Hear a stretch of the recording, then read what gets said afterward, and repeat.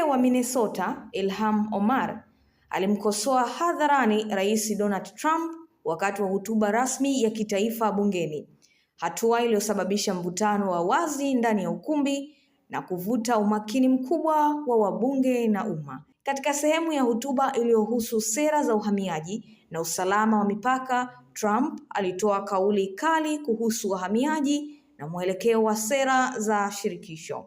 Ilhan alisimama na kupinga baadhi ya madai hayo, akisema taarifa hizo ni za kupotosha na zinaathiri vibaya jamii za wahamiaji, huku akisisitiza umuhimu wa ukweli na uwajibikaji katika majadiliano ya sera. Tukio hilo lilizua kelele na mwitiko tofauti kutoka kwa wabunge wa vyama vyote viwili.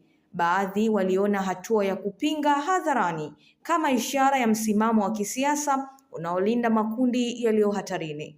Wakati mwingine walikosoa kitendo hicho wakisema kinakiuka utaratibu na heshima ya hotuba rasmi ya kitaifa. Licha ya taharuki ya muda mfupi, hotuba iliendelea bila vurugu zozote. Hata hivyo, tukio hilo limeongeza mjadala mpana kuhusu mwelekeo wa sera za wahamiaji, lugha ya kisiasa iliyotumika katika mijadala ya umma na kiwango cha mvutano uliozidi kujitokeza katika siasa za Marekani. Kutoka hapa Zantime Media, mimi ni Amina Lumoja.